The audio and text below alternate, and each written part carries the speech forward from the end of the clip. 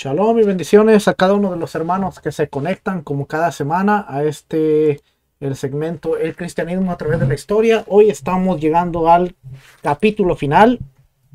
Hoy vamos a cerrar ya la enseñanza. Van a ser 30 videos, muchos de una hora, casi todos aproximadamente de una hora, en la cual hemos cubierto, yo pienso que bastante información.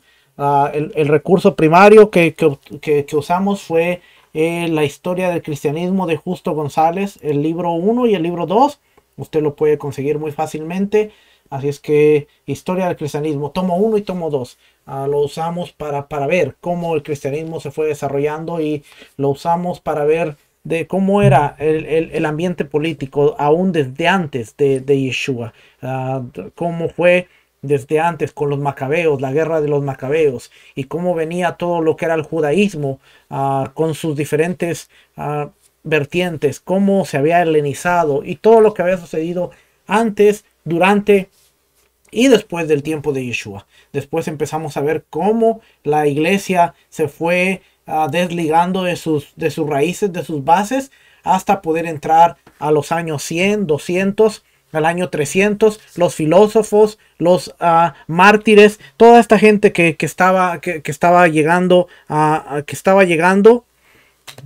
al camino, y cómo se fue desviando poco a poco de lo que fueron las bases que era el judaísmo realmente, y cómo ya llegando al año 300, cuando tenía mucho que ver el imperio de Roma en todo lo que estábamos viendo. Por eso siempre va paralelo con la historia, porque mientras antes de Yeshua tenía que ver con los griegos, el imperio que era fuerte, que estaba de moda, después, durante Yeshua y después de Yeshua, tiene que ver con los griegos, con los romanos, perdón, que estaban en su apogeo, y cómo después la caída de los romanos y los diferentes imperios o los diferentes regímenes que se estaban levantando afectaron a lo que era en sí el cristianismo. Y de ahí vamos a ir entrando a los años 300, 400, 500, los años 1000, los años 1500, en donde hemos visto que el imperio español ahora se está levantando de un modo creciente, y vamos a ver cómo está afectando, cómo va a afectar, porque realmente eso es lo que cambió la historia después.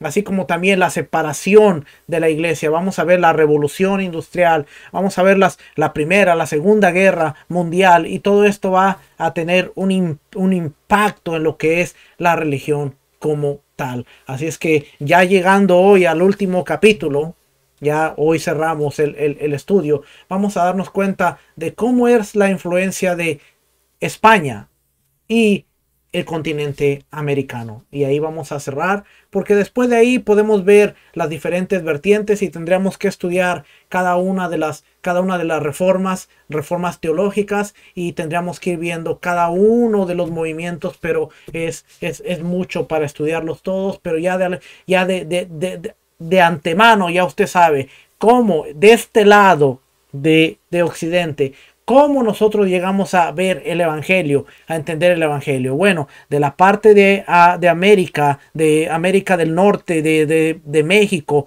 hacia abajo, y América Central, ¿cómo ellos reciben el catolicismo de España? Y cómo del lado de América del Norte, a las Islas Británicas, ellas vienen de Inglaterra con el movimiento reformador, y mientras unos son cristianos, de alguna manera protestantes, por el movimiento de Lutero, Calvino, que ellos entienden la reforma, del otro lado son católicos. Y ahora vemos América del Norte, y todo lo que es América del Norte, América Central y América del Sur, de algún modo lo vemos dividida entre lo que es catolicismo y cristianismo. Y así es como usted y yo, la mayoría de los que me han estado escuchando, podemos entender que entendimos el evangelio. Unos de la forma de catolicismo, otros como el cristianismo, como lo conocemos el día de hoy, que no es el movimiento de Yeshua, no es el movimiento de Pedro, de Pablo, de Juan, de Jacobo, no es el movimiento de cada uno de los apóstoles, pero 2000 años, 2020 años después de la muerte y resurrección del Mesías, aquí hemos estado. La historia ha tenido mucho que ver porque a través de la historia el poder político tuvo que ver en el desenvolvimiento de la religión. Y la que tuvo su ímpetu, la que tuvo su crecimiento, como ya lo hemos visto, fue la religión llamada cristiana, que realmente es católica. Hoy, en el último capítulo, vamos a estar viendo un poquito de la colonización, para que usted vea muchas de las cosas que estaban sucediendo, y ahí vamos a terminar. Realmente espero que esta enseñanza haya sido de bendición. Espero que esta enseñanza haya sido de edificación. 30 videos no han sido fáciles. No ha sido fácil la preparación de los 30 videos, pero créame, si nosotros no conocemos la historia, estamos en el error de volverla a repetir. Así es que fíjese, vamos a ver lo que se conoce como un mundo nuevo. Y vemos aquí una frase. Dice: yo te mando que todas las personas que traten contigo, que las honres y trates bien, desde el mayor al más pequeño, porque son su pueblo. Son su pueblo de Dios, nuestro Señor. Esa frase se la dijo Cristóbal Colón a su hijo Diego. Es que vamos a leer un poquito. ¿Okay? Apenas terminaba España de lograr su unidad nacional, gracias al matrimonio de Fernando e Isabel la Católica, que ya vimos hace un par de semanas, y de alcanzar la integridad territorial con la conquista de Granada, cuando le fueron ofrecidos nuevos mundos que descubrir, conquistar, colonizar y evangelizar. La empresa colombina. Cristóbal Colón era de origen genovés, de Genova. Al parecer hijo de un cardador de lana, y a los 25 años de edad llegó a Portugal, donde comenzó a granjear su fortuna al casarse con doña Felipa Moñiz, que pertenecía a la nobleza de Portugal y cuyo padre era el gobernador de Madeira. Acerca del motivo y el modo de la llegada de Colón a Portugal, los historiadores difieren, pues mientras unos dicen que formaba parte de la tripulación de una pequeña flota genovesa que fue atacada por los portugueses y que fue hecho prisionero, otros sospechan que era en realidad un pirata, o al menos corsario, y señalaban que hubo un corsario de nombre Coulomb, que tomó parte activa a favor de Francia y Portugal en las guerras que hemos señalado anteriormente en torno al derecho de sucesión de Beltragena. De ser esto así, se explicaría por qué Colón fue tan poco explícito con respecto a sus orígenes y carrera anterior. ¿Okay? Me voy a brincar muchas partes porque realmente, aunque es mucha historia, quiero cubrir lo más que pueda en este capítulo, porque hay mucha historia fascinante y bien interesante. Vamos a brincar hasta esta parte de aquí.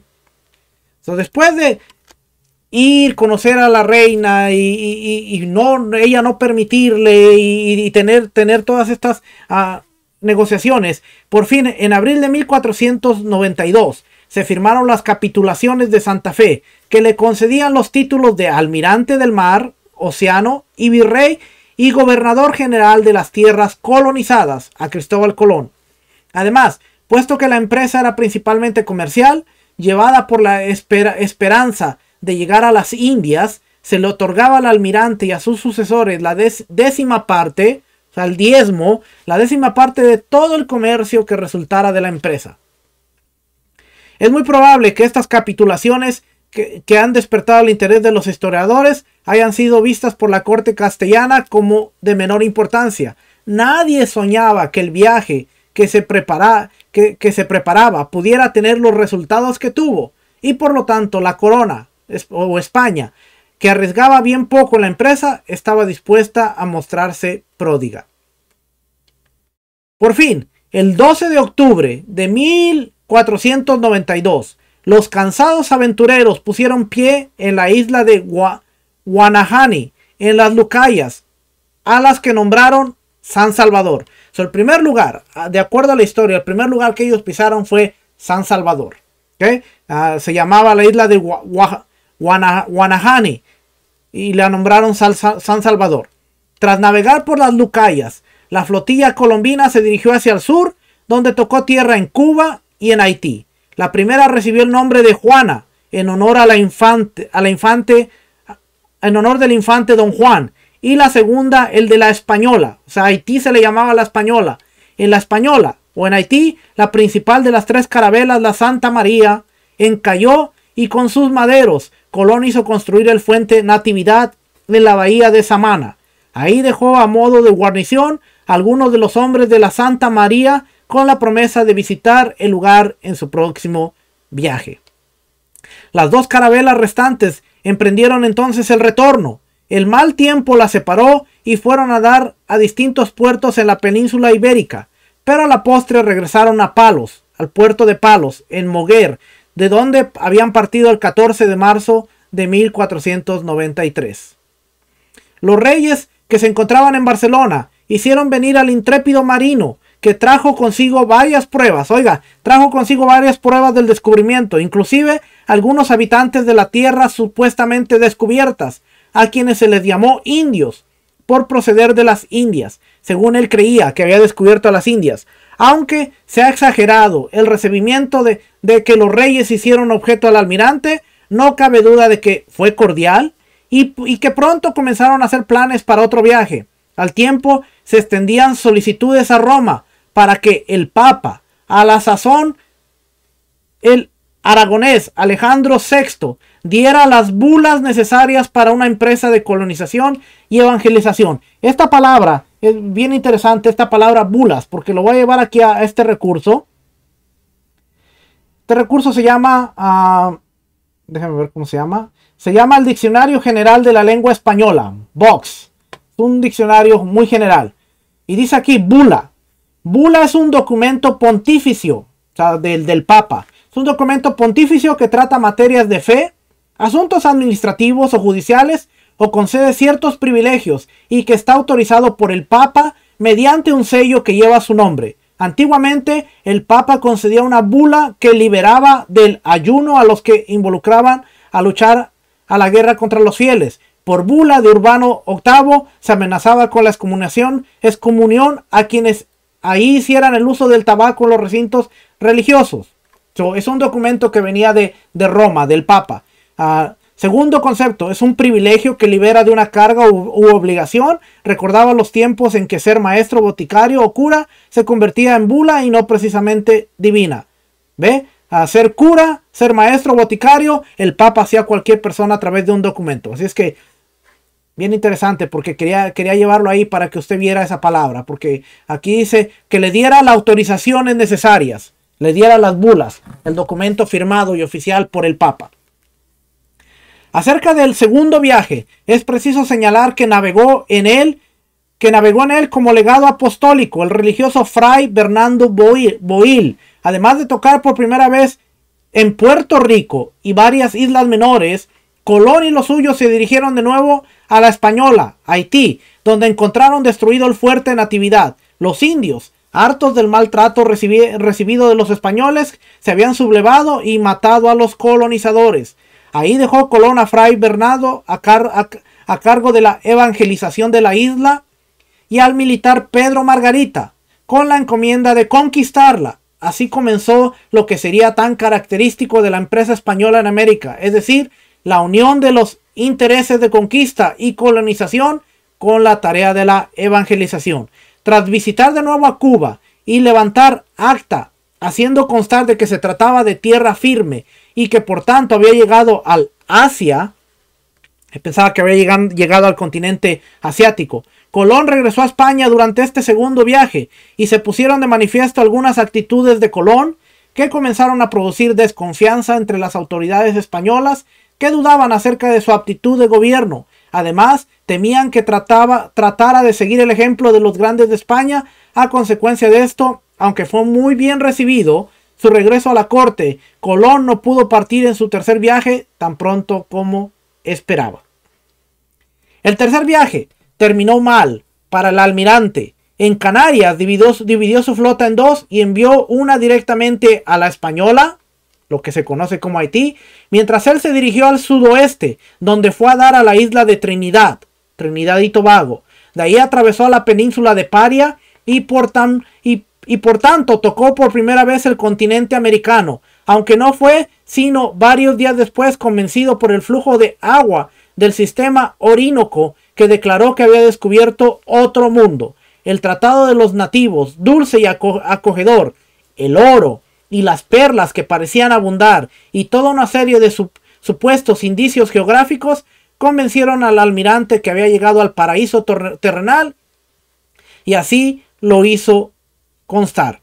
Del paraíso, Colón pasó al infierno. Cuando llegó a la Española, descubrió que las noticias de mala administración suya y de sus hermanos Diego y Bartolomé habían llegado a España, y que la reina había enviado a Francisco de Bobadilla con amplios poderes para juzgar sobre el asunto. Sobre todo se decía que la administración de los Colón era a la vez débil y cruel, y que esto había resultado en la rebelión de algunos españoles.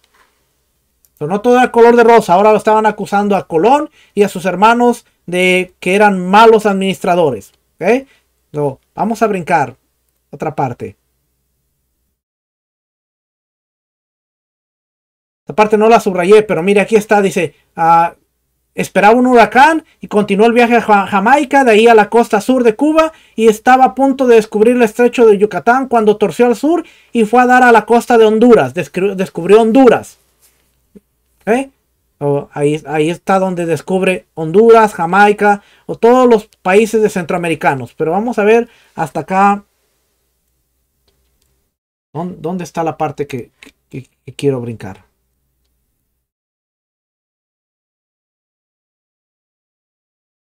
Aquí está.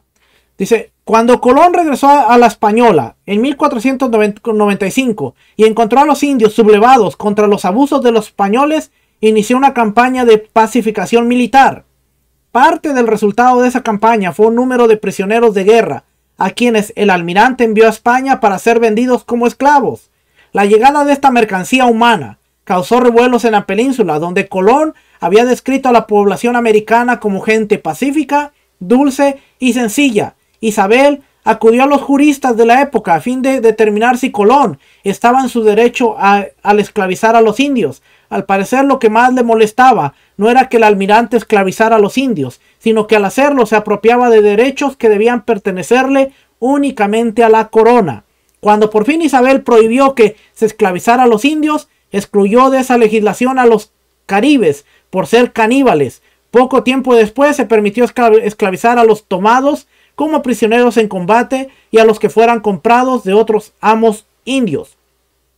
Cuando los indios vieron que los españoles que iban llegando eran cada vez más, se negaron a hacer las siembras, y a partir de entonces se determinó que era lícito obligar a los indios a trabajar en aquellas cosas que fueran necesarias para el bien común. Así se estableció el sistema de las mitas, que perduró a través de todo el imperio, de todo el periodo colonial. Contra esto, el clero protestó repetidamente. La corona, el clero, ahora la iglesia estaba protestando contra el abuso. Pero fíjese lo que hace a la corona, que es España.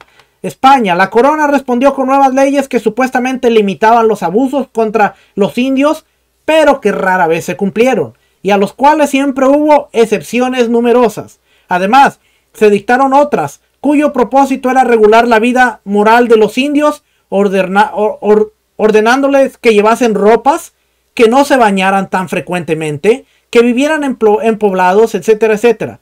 Pero en fin de cuentas se cumplió en ellos el destino, a que los condenaba a la difícil situación de la corona, que necesitaba de su trabajo para llenar sus arcas, pero que al mismo tiempo querían evitar que los conquistadores se enriquecieran demasiado a costa del mismo trabajo.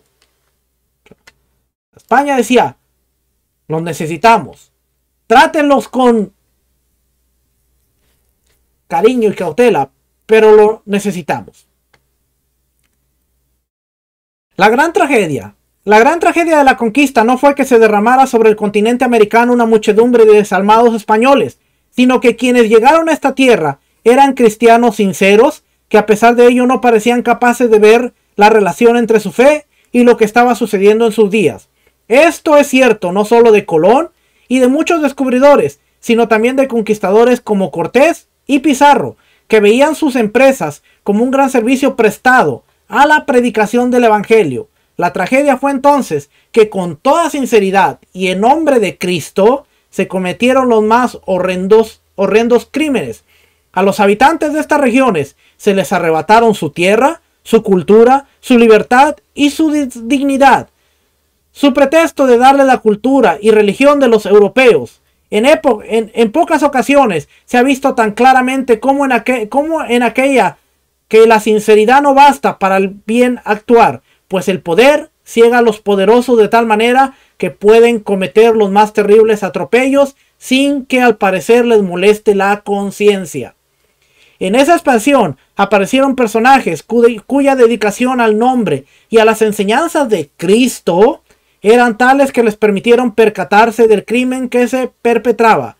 Pero la mayoría de quienes confesaban el nombre de Cristo e iban regularmente a los servicios religiosos y se preocupaban por la salvación de sus almas y trataban de cumplir lo que entendían ser los preceptos del cristianismo. Oiga, los que entendían, la mayoría de esta gente no sabía lo que realmente eran los conceptos del reino, pero era lo que habían creado, entendían. Dice aquí, no supo elevarse por encima de los intereses de su país o de su persona y le dio así origen a la llamada leyenda negra. La justificación de la empresa. Vamos a ver aquí la justificación. Tras el descubrimiento, esa cuestión se planteó con más urgencia. Siguiendo entonces el patrón de siglos anteriores, tanto en lo que se refería a la mediación entre soberanos cristianos, como en lo que se refería a la convocatoria a las guerras de las cruzadas. Por eso yo le enseñé lo de las cruzadas, porque ahora se iba a repetir, pero en América. Los soberanos españoles apelaron al papado para que les concediera las bulas o los documentos legales que autorizaran sus viajes de exploración, sus esfuerzos de colonizadores y a la postre la conquista. Luego, a pesar de las voces de protesta que pronto se levantaron, toda la empresa conquistadora se realizó en nombre de Cristo y la tarea evangelizadora fue uno de los principales argumentos que se esgrimieron para justificar la invasión de estas tierras. El que no conoce la historia la va a repetir. El que no conoce la historia de las cruzadas y cómo se dieron las cruzadas, ahora la estaban repitiendo en América. Y todo en nombre de Cristo. El que no conoce las atrocidades y todo lo que se cometió en el nombre de Cristo, lo va a volver a cometer. ¿Por qué? Porque no se entiende que el reino es justicia y bondad. No entienden que el reino es predicar, no oprimir. El reino es para liberar, no para conquistar. El reino es para traer las buenas noticias, no para traer muerte y destrucción. Así que tal como pasó en las cruzadas, donde el Papa disponía del destino y él ordenaba qué hacer en los viajes de guerra y en la marcha, en la marcha del militar. Aquí también los españoles, a nombre de Cristo y a favor de Cristo, se le pidió al Papa que les permitiera explorar, colonizar y a la postre esclavizar.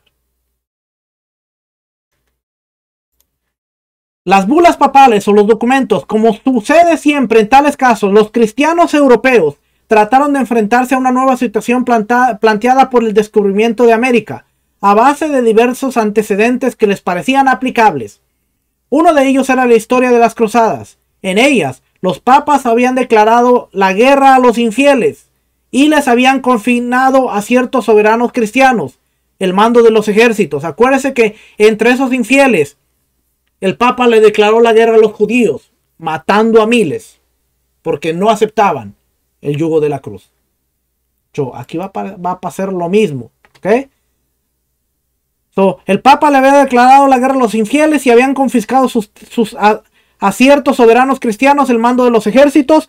Cuando tales empresas habían tenido buen éxito, los papas habían otorgado o al menos reconocido derechos de posesión sobre las tierras conquistadas, como sucedió, por ejemplo, al fundarse el reino latino de Jerusalén. Sobre esa base, en muchos de los documentos referentes a la conquista, aparecen las antiguas frases y fórmulas que se empleaban en las cruzadas. Ahora usted sabe, bueno, ¿qué tenía que ver las cruzadas? ¿Por qué estudiamos las cruzadas? Porque todo está conectado. Todo está conectado, ¿ok? Para poder entender la historia y para poder entender cómo se ha movido la religión a través de la historia, tenemos que ver todas las conexiones, ¿ok? Vamos a brincar a... Aquí lo que estoy brincando son las protestas de los frailes o de los monjes. Muchos de ellos vinieron y estaban en contra de los abusos que estaban dando. Así es que a muchos de ellos se estaban levantando. Es que vamos a ver. Aquí está otro, Francisco de Vitoria. Y aquí todo esto es historia, que no la marqué porque si la marcaba la iba a leer, pero la empresa antillana. ¿Ok? Colonización de la española. Haití, acuérdese, Haití. Este es Haití. Y después de esto. De hecho, este no la marqué, pero mire, vamos a ver rapidito aquí. Colonización de Haití. Tras encontrar destruido el fuerte Natividad, Colón y los suyos siguieron navegando a lo largo de la costa de la Española hasta que llegaron a un lugar que les pareció propicio para fundar una población, al que nombraron la Isabela en honor a la reina. Ahí celebraron la misa. Eran cristianos, pero están celebrando misa. Celebraron la misa solemne los sacerdotes el día de Reyes de 1494. Inmediatamente se comenzó la construcción de los principales edificios de piedra. Se construyeron la iglesia, el cuartel general de Colón y el almacén. Los demás edificios para morada de los vecinos se hicieron de madera y paja. Esto es Haití. Mientras tanto, en la nueva colonia las cosas no marchaban bien. Antes de la salida del contingente que iría a España, muchos trataron de desertar y partir con él. Tras castigar severamente a los rebeldes, Colón envió una pequeña columna a la región de que los indios llamaban Cibao, pensando que quizás ese nombre indicaría que se trataba de Zipango, el nombre que entonces se le daba a Japón. Cuando los enviados regresaron con algún oro y con noticias de haber sido bien recibidos por los indios, Colón marchó hacia el Cibao con una fuerza mayor, pero en esa segunda ocasión los indios huyeron, quizás atemorizados por el aparato bélico de los españoles. En el Cibao, el almirante construyó una fortaleza a la que llamó Santo Tomás, porque los incrédulos no creían que había oro, los incrédulos que no creían que había oro quedaban refutados. Los indios no estaban dispuestos a permitir que los españoles marcharan impunes por sus tierras y cometieran con ellos los abusos que cada vez se hacían más frecuentes. El cacique Caonabo, a quienes acusaban de haber organizado el ataque al fuerte Natividad, se unió a otros jefes para marchar contra Santo Tomás. Ante tales noticias, Colón mandó una fuerza de varios centenares a hombres a defender la fortaleza, con instrucciones de aplicarles castigos severos a los indios rebeldes, cortándole las orejas y las narices. El jefe de esa expedición no vaciló en aplicar tales instrucciones con implacable crueldad. ¿Ve?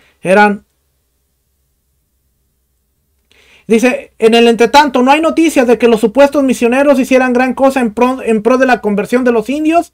El principal de ellos, Boil, parece haber estado más interesado en su propio poder que en su labor misionera. Esto llegó a tal punto que mientras Colón estaba ausente con una expedición a Cuba, Boil se unió a un grupo de rebeldes que rechazaron la autoridad de Diego Colón y se adueñaron de 3 naves y partieron para España.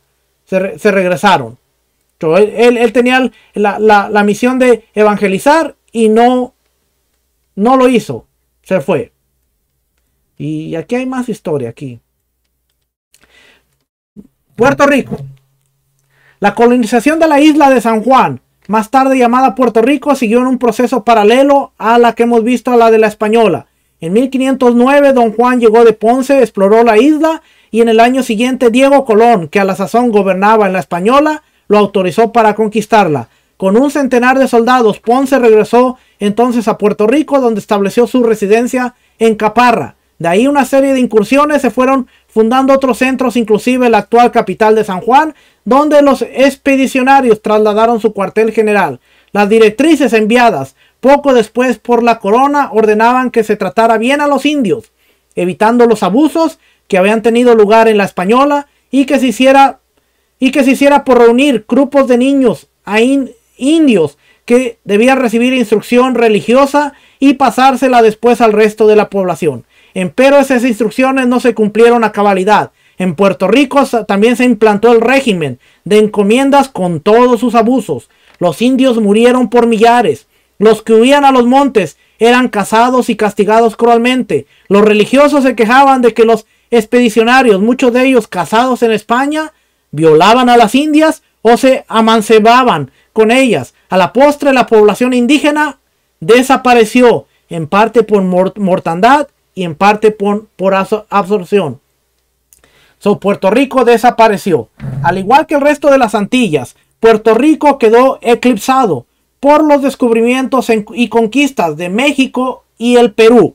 Muchos marcharon a estas tierras donde el oro era más abundante. El propio Ponce de León marchó hacia la Florida en busca de nuevas aventuras y mayores riquezas. En consecuencia, a fines del siglo XVI, la isla estaba relativamente despoblada. En lo eclesiástico, había además del obispo una docena de clérigos y un convento. Con ese escaso personal era necesario ministrar a toda la isla. No fue sino algún tiempo después, cuando San Juan vino a ser un importante puerto por donde pasaba el oro enviado a España desde México y el Perú, que se construyeron las fortificaciones de San Juan y la isla comenzó a repoblarse. Mucha de esta gente recibió un gran alivio cuando fue descubierto México y fue descubierto Perú. ¿Por qué? Porque en Perú estaba el imperio Inca y que era uno de los imperios más ricos, y entonces muchos de los expedicionarios se fueron hacia Perú a tratar de conquistar y robar el oro de los incas, y los otros estaban yendo hacia México a tratar de robar el oro de los aztecas. Así es que todas las islitas que no tenían tantos recursos pudieron descansar un poco, como San Juan, como Haití, como Cuba, por la riqueza de los otros imperios. Acuérdense que de un lado estaban los incas, que era poderoso en toda esa área, y por el otro lado estaban los aztecas, que eran poderoso también, junto con los mayas y toda la parte de México. Así es que vamos a llegar a un punto con todo esto. Cuba. La conquista de Cuba se llevó a cabo de modo más sistemático que la de la española. Puesto que Colón había sostenido que se trataba de tierra firme, la corona siempre tuvo interés por emprender la conquista, colonización y evangelización de Cuba. Aunque los indios prácticamente no opusieron resistencia, los españoles, y en particular la columna mandada por Pánfilo de Narváez, se ensañaron con ellos. La matanza de Caonao, en que los españoles destruyeron toda una aldea de indios desarmados, fue solo uno de los muchísimos incidentes parecidos. Más tarde se estableció el régimen de encomiendas y el trabajo forzado en busca del escaso oro que había. El desaliento de los indios fue tal que en muchos casos hubo suicidios en masa. Otros murieron a causa de enfermedades, hasta entonces desconocidas entre ellos y traídas por los españoles. Como en el resto de las Antillas, la raza india estaba destinada a desaparecer o a ser absorbida por los conquistadores, que se juntaron con las indias, ya fuera legal, ya ilegalmente, aunque casi nunca sin antes bautizarlas, por aquello de no unirse con infieles. Se casaban, pero no las bautizaban. Cuba, en mayor grado que la española o Puerto Rico, se volvió centro de expediciones hacia tierra firme. Fue ahí que se organizaron las empresas dirigidas hacia México y la Florida. En vista que el oro era escaso, muchos colonos se trasladaron hacia esas nuevas regiones. El resultado fue que ya en 1525 la isla estaba sumida en la pobreza, la sociedad indígena desarticulada por la llegada de los españoles y arrancada de sus faenas para dedicarse a la búsqueda de oro, no podía satisfacer siquiera las necesidades alimenticias de esa escasa población. En tales circunstancias, la iglesia demoró en establecerse debidamente, y no fue sino hasta fines del siglo XVI, con el establecimiento de un convento franciscano y otro dominicio en La Habana, que la vida eclesiástica comenzó a cobrar vigor. Después dice, desde muy temprano se comenzó a traer negros africanos al Nuevo Mundo para que se ocuparan de las labores que los españoles no estaban dispuestos a realizar. Ya en 1502 Nicolás de Obando llevó consigo a la española varios negros, aunque no traídos directamente de África, sino de Sevilla, donde ya eran esclavos. Usted se pregunta, ¿por qué hay mucha gente de raza negra en Centroamérica y en las Antillas? Porque durante la conquista los traían como esclavos para trabajar. ¿Okay? Muchos de ellos venían para trabajar. Dice, algunos teólogos pusieron reparo al tráfico de esclavos, pero es notable que la principal discusión no tenía que ver con la injusticia de la esclavitud, sino con los derechos e intereses de los blancos involucrados en el asunto. Así, por ejemplo, cuando en 1553 se autorizó la importación de 23,000 esclavos, oiga, 23,000 esclavos al Nuevo Mundo, los teólogos que se opusieron al acuerdo basaron sus argumentos en los privilegios excesivos de ciertos banqueros que parecían violar los derechos de otros españoles. No les importaba tanto a la gente de color, sino lo que se estaba violando entre los españoles, los derechos, los privilegios y lo que se estaban haciendo. De ahí vamos a brincar a la serpiente emplumada. Ya vimos cómo se conquistó Centroamérica, las Antillas. Vamos a ver la serpiente emplumada. En 1517, el mismo año que Lutero, oiga, porque esto va a la par. Mientras estaba sucediendo algo en Alemania con Lutero, estaba sucediendo algo aquí en México. En 1517, el mismo año que Lutero clavó sus famosas 95 tesis, Francisco de Córdoba descubrió la península de Yucatán, donde tropezó con fuerte resistencia por parte de los indios. A su regreso, trajo informes de la rica civilización maya, uno de cuyos dioses era la serpiente emplumada, Cuculcán.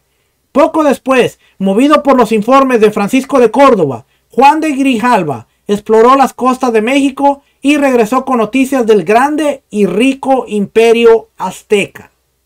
Habían encontrado la mina de oro. Por lo cual invita a Cortés. Y ahora Cortés invitó a los indios. Oiga, Cortés invitó a los indios a aceptar el cristianismo, que era el catolicismo, pero se seguía llamando cristianismo. Cortés invitó a los indios a aceptar el cristianismo cuando se negaron, igual que los judíos, cuando se negaron, diciendo que sus dioses les habían servido bien y que no tenían por qué abandonarlos. Cortés ordenó que los ídolos fueran destruidos y arrojados a de la cima de la pirámide. Después, en el lugar en que antes estaban los dioses, pusieron un altar con una cruz y la imagen de la Virgen. ¿Qué cristianos eran estos? Y la imagen de la Virgen. Y el sacerdote Juan Díaz dijo la misa. Aquel fue el primer indicio de los métodos que Cortés proyectaba emplear en la conversión de los indios. De Cozumel, los conquistadores navegaron a Tabasco, donde encontraron fuerte resistencia por parte de los indios. Pero tras 3 días de lucha, la artillería y la caballería españolas se impusieron y los indios se declararon vencidos. Le trajeron entonces a Cortés presentes, entre los que se contaban 20 mujeres para los jefes de la expedición. Una de ellas era la Malinche, la famosa Malinche, la de Tlaxcala. Era Malinche, a quien después los españoles bautizaron con el nombre de Doña Marina. Le serviría a Cortés de intérprete y a la postre sería también su concubina. También ahí los españoles erigieron una cruz, un altar y celebraron la misa. Fue probablemente en Tabasco que Cortés se enteró de una vieja leyenda india que le serviría de instrumento en su empresa de conquista. Era la leyenda de Quetzalcóatl, la serpiente emplumada, que también adoraban los mayas bajo el nombre de Cuculcán. Según la tradición, cuyos detalles no están del todo claros, Quetzalcóatl había partido hacia el oriente en una embarcación hecha de serpientes, diciendo que tenía que regresar a su señor y que algún día volvería a las tierras mexicanas a reclamarlas para sí y para su señor. La leyenda añadía que ese regreso tendría lugar en un año designado en el calendario mexicano como Seacatl o una caña. Por fortuna para Cortés, su desembarco había tenido lugar precisamente en ese mismo año, en tal año, y por tanto el conquistador decidió explotar la leyenda, haciendo correr la voz de que él era Quetzalcóatl, que regresaba a reclamar sus posesiones. Cortés aprovecha de esta leyenda, el cristiano Cortés aprovecha de esta leyenda y le hace creer a los indios que él era el dios Quetzalcóatl, que él había regresado a reclamar sus tierras, a reclamar sus derechos. Cortés, dice, Cortés iba destruyendo los ídolos y exhortando a los naturales a abandonar a los sacrificios humanos y todas sus malas costumbres. La ironía, oiga, aquí dice, la ironía estaba en que aparte de los sacrificios humanos, no había razón para pensar que las costumbres en cuestión eran menos dignas que la de los españoles, que robaban cuanto podían, violaban a las mujeres y trataban a los indios como si no fueran seres humanos.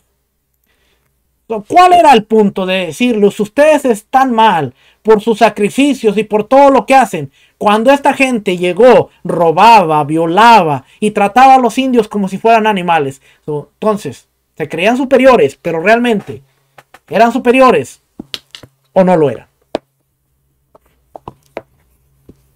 ¿Eh? Ya usted está viendo cómo aún en la mente de los indios estaba bueno, si nosotros somos inferiores, ¿por qué ustedes hacen lo que hacen? Déjeme avanzar para terminar ya. Cortés iba ya leí esa parte. Aquí va hacia Tlaxcala. En Tlaxcala encuentra una gran resistencia.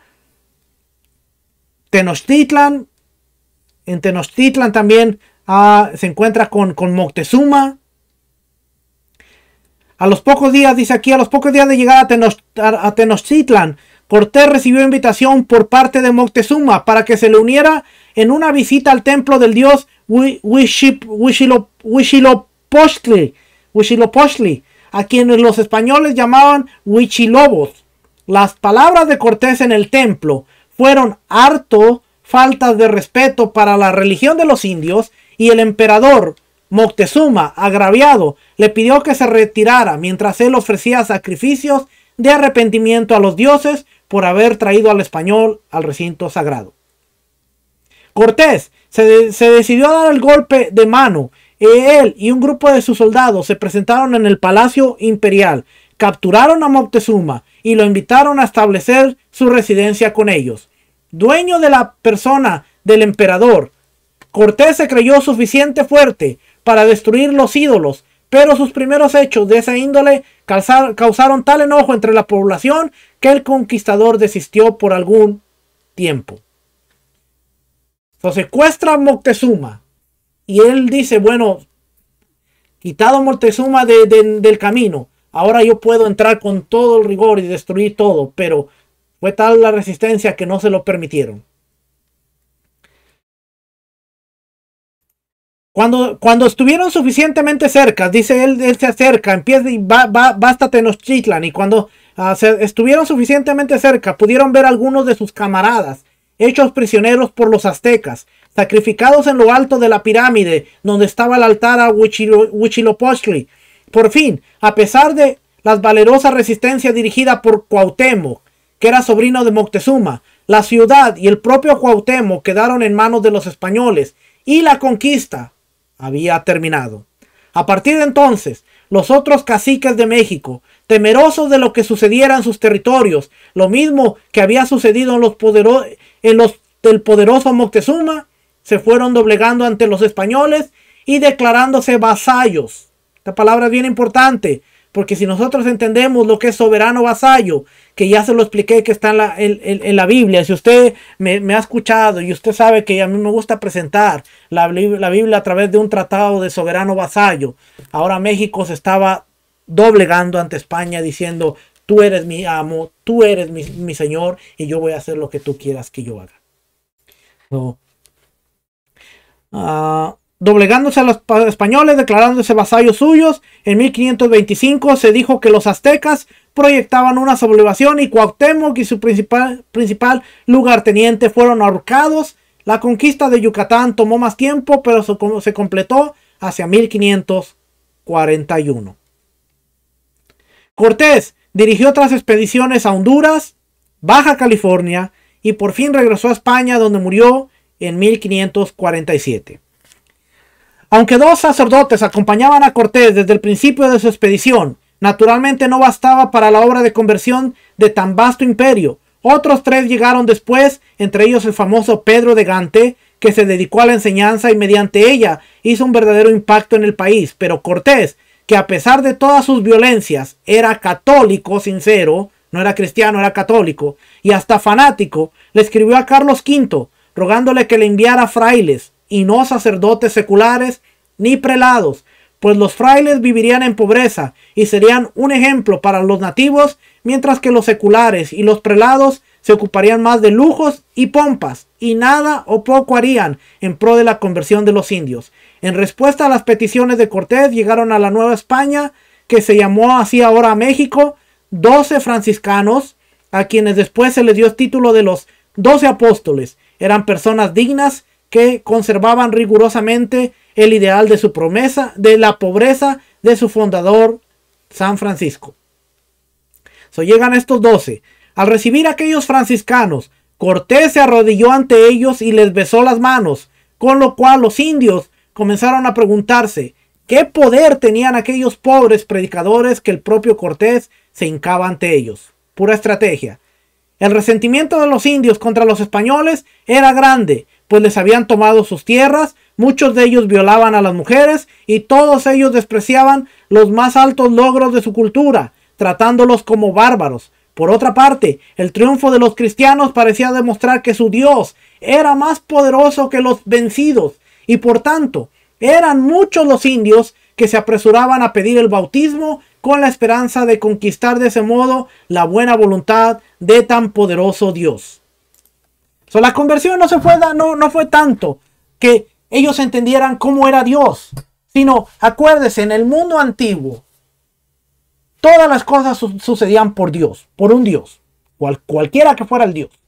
Cuando esta gente ve la conquista y ve que el Dios de los españoles está permitiendo todo esto, ellos dicen, este Dios es más poderoso, y empiezan a aceptarlo, no como el Dios de la religión o no como el Dios de la entidad católica, pero como el Dios más poderoso que había conquistado a Quetzalcóatl, el Dios más poderoso que había conquistado a Huitzilopochtli, el Dios más poderoso que había conquistado a sus deidades, y por lo tanto dicen, nosotros queremos someternos a este Dios. Y de esta manera ellos estaban viendo, ellos no entendían el evangelio, pero ellos estaban entendiendo que había un Dios más poderoso. Y se bautizaban, aún sin entenderlo. Como en toda América, esto trajo conflictos, tanto con los sacerdotes seculares como con los colonizadores, que no querían sino explotar a los desventurados indios. Mientras los frailes los defendían, los colonizadores se aprovechaban del sistema de encomiendas que pronto fue establecido también en Nueva España o en México. Además, los sacerdotes seculares se mostraban celosos de la buena voluntad que los frailes habían logrado conquistar entre los indios, sin considerar que ellos se debían, en parte al menos, a lo que Cortés le había dicho en su carta al emperador. Esto es, que los frailes vivían con el pueblo y compartían con él, mientras que muchos de los seculares no querían sino el prestigio, la pompa, la fama de sus oficios. Estas luchas entre los frailes y los sacerdotes y los conquistadores duraron por varias generaciones. Una de las primeras controversias en la iglesia mexicana tuvo que ver con los bautismos en masa que celebraban los primeros misioneros. Tras la derrota de los aztecas y al parecer también de sus dioses, los indios acudían a recibir el bautismo en grandes números. Los misioneros pensaban que bastaba con que supieran algo del monoteísmo cristiano, la doctrina de la redención de Cristo, el Padre Nuestro y el Ave María.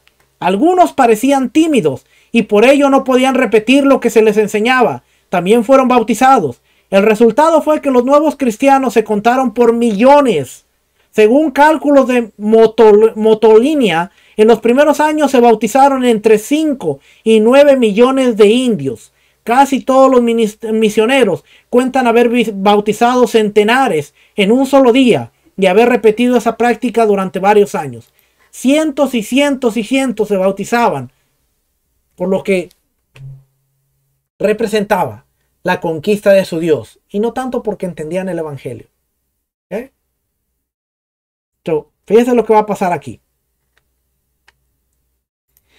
En 1547, cuando se reorganizó la jerarquía de las nuevas tierras, se designaron 3 arquidiócesis, que serían sedes metropolitanas de los demás obispados. Hasta entonces, todos los obispados americanos estaban bajo la jurisdicción metropolitana de Sevilla.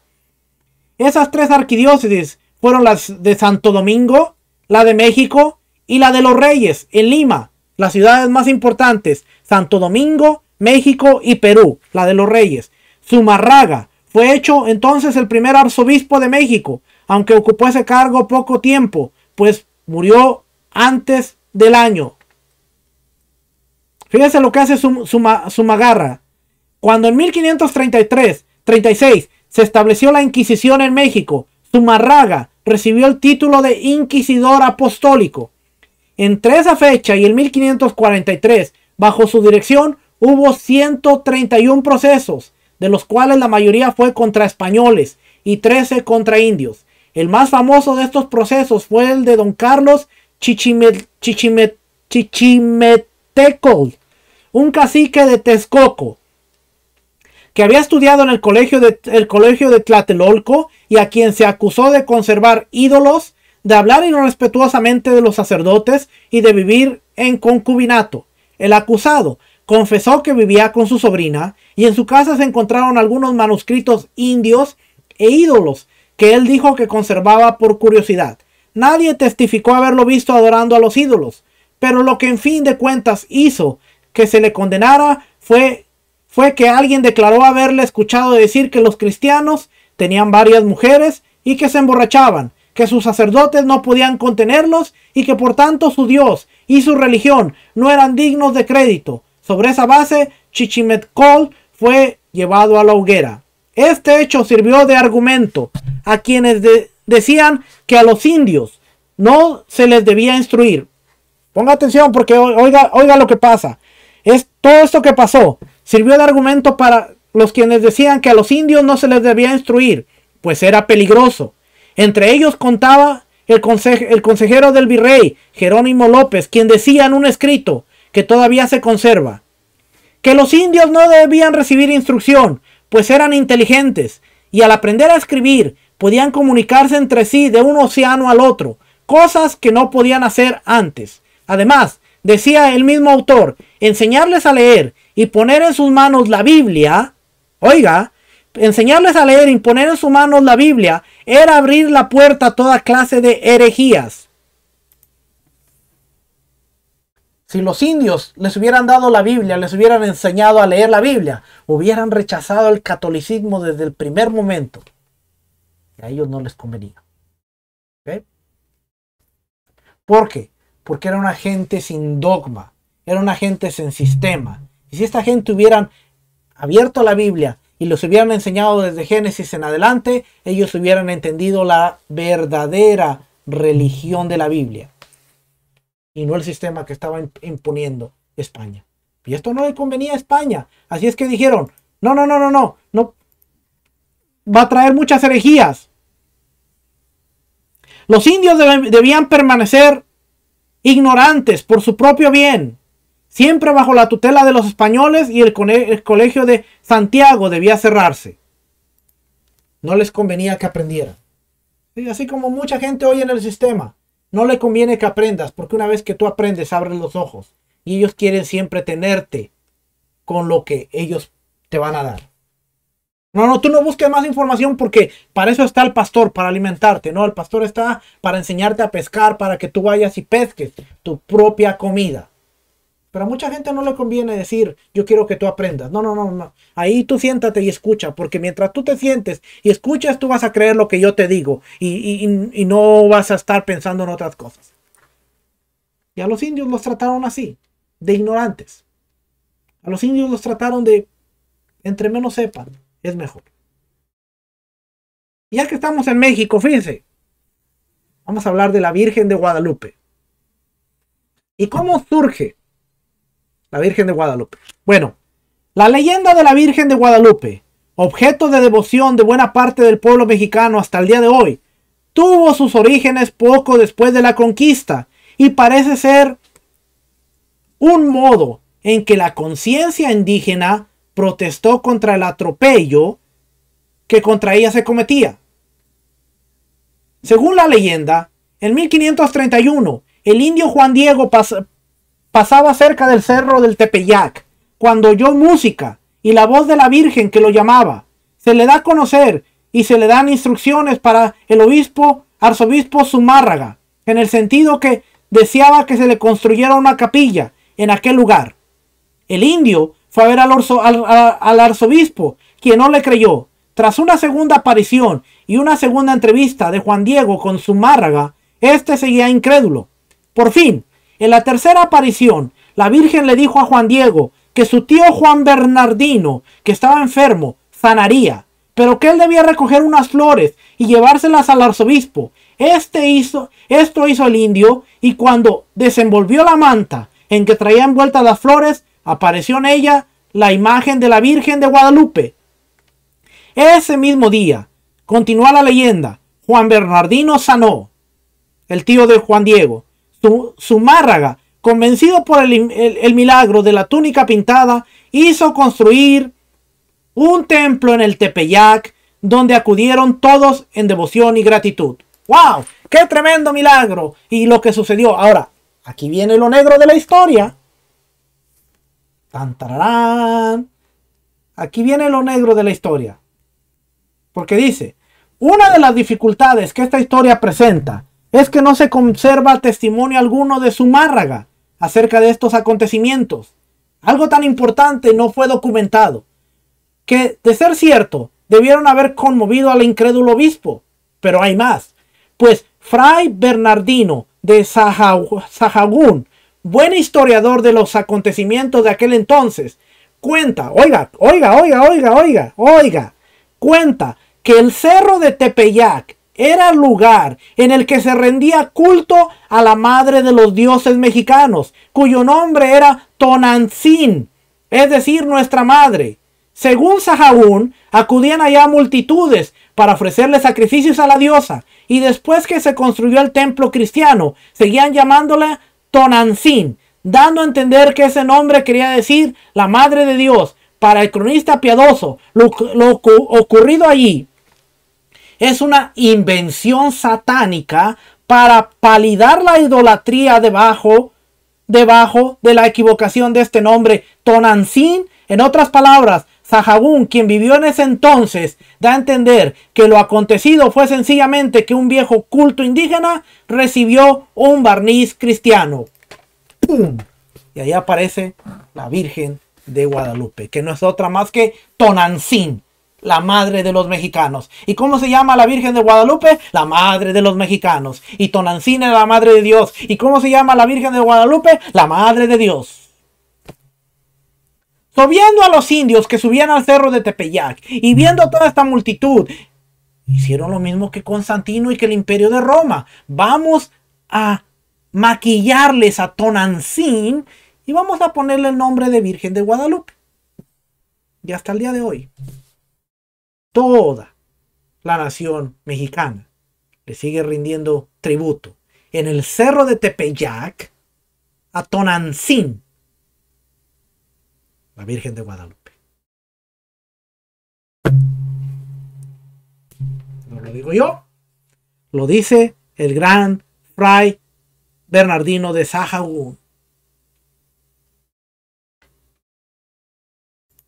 A la postre, el obispo tuvo que aceptar lo que decía el indio. Además, la relación entre Guadalupe y Tonantzin señala el hecho de que, aunque los españoles pudieron arrollar los templos, los señoríos y las instituciones de los indios, siempre quedaba un cetro de resistencia que le permitía al indio conservar su dignidad y su orgullo y en su propia historia. Desde sus mismos inicios, la leyenda de la Virgen de Guadalupe puede verse como una protesta de un pueblo oprimido, y no es entonces por pura coincidencia que cuando el pueblo mexicano se rebeló contra el régimen español, la Virgen de Guadalupe fue su estandarte. Si seguimos leyendo, nos vamos a dar cuenta de que después vamos a ver cómo Michoacán llegan a Michoacán y después, durante el resto del siglo XVI, los franciscanos se establecieron en los actuales estados mexicanos de Durango, Sinaloa, Chihuahua.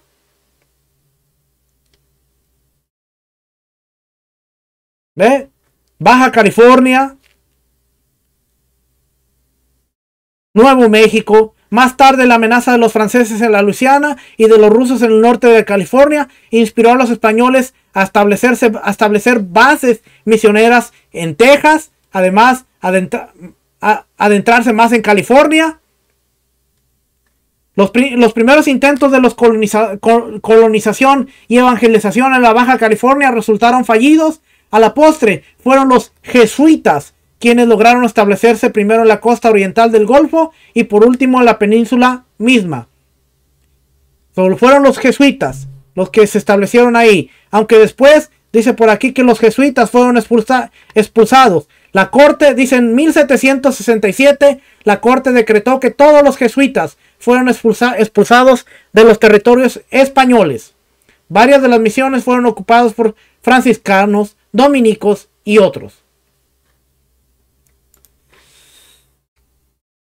¿Qué más le puedo decir?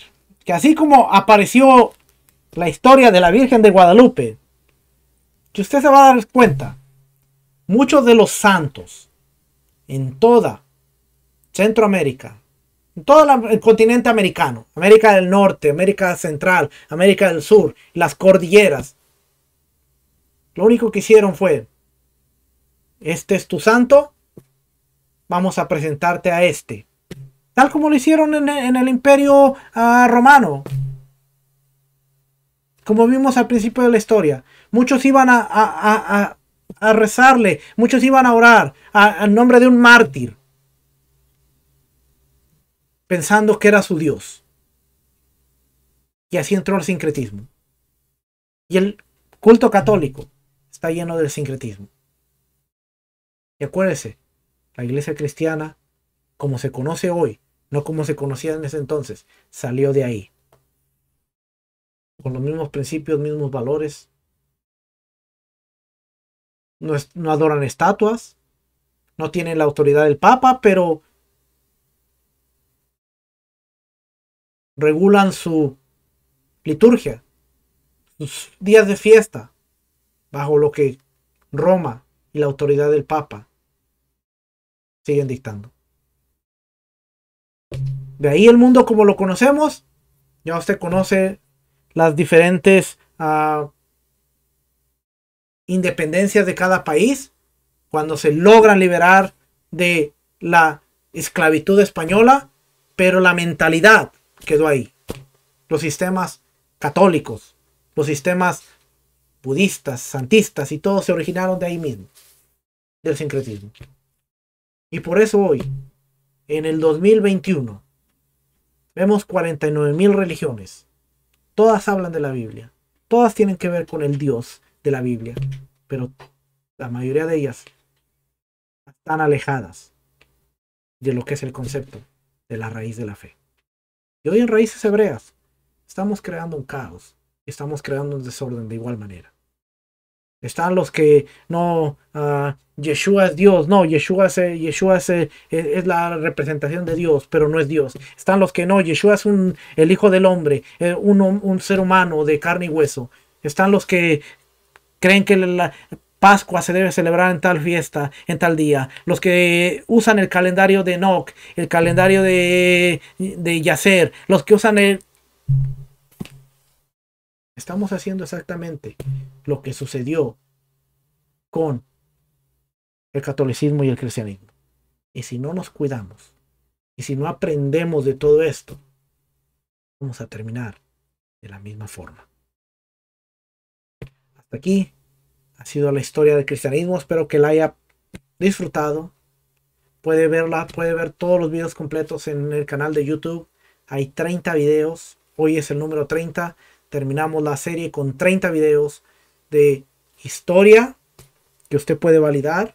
Vemos los diferentes imperios, vemos las diferentes circunstancias, vemos cómo llegamos a donde llegamos. Y hoy Hoy usted encuentra los metodistas, los luteranos, los testigos de Jehová, los mormones, los bautistas, iglesias de Dios, Jesús solo, los jesuitas, asamblea de Dios, los pentecostales, y dentro de los pentecostales hay diferentes ramas y puedo seguir mencionando un montón. Es más, mire, no terminamos el libro, pero déjeme enseñarle todo lo que tiene este libro al final. Ahí usted ve toda esta parte que no vimos aquí. Horizontes. Déjeme ver si puedo abrir aquí esta parte de aquí. Aquí está horizontes políticos. La independencia de las 13 colonias, para hablar un poquito de la historia de Estados Unidos. La inmigración. Segundo advenimiento. La esclavitud, la guerra civil, guerra mundial. Nuevas religiones.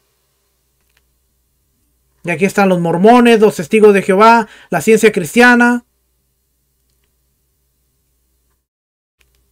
Todo esto ya no pudimos verlo porque yo creo que ya es tiempo de pararle ahí.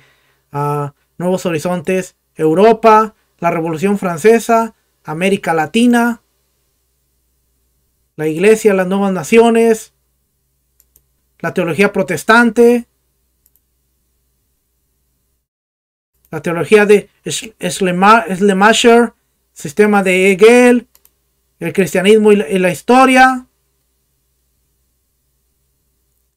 la teología católica, el papado, Pío, León, Asia, la India, China, Japón, Corea, Oceanía, Filipinas, Indonesia, Australia, Islas del Pacífico, África, el mundo musulmán, América Latina,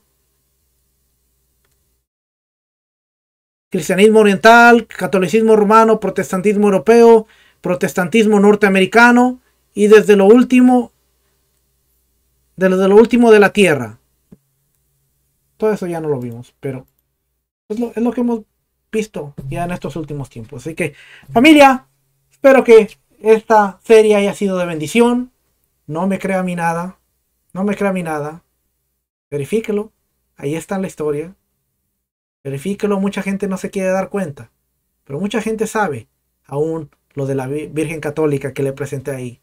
Y acuérdense, esta gente si algo tenía era detallista en todos los eventos. ¿Por qué el arzobispo? No hay ningún registro de lo que pasó con él y Juan Diego. Solamente pasó y se dio. Pero no hay ningún registro. Él no escribió nada.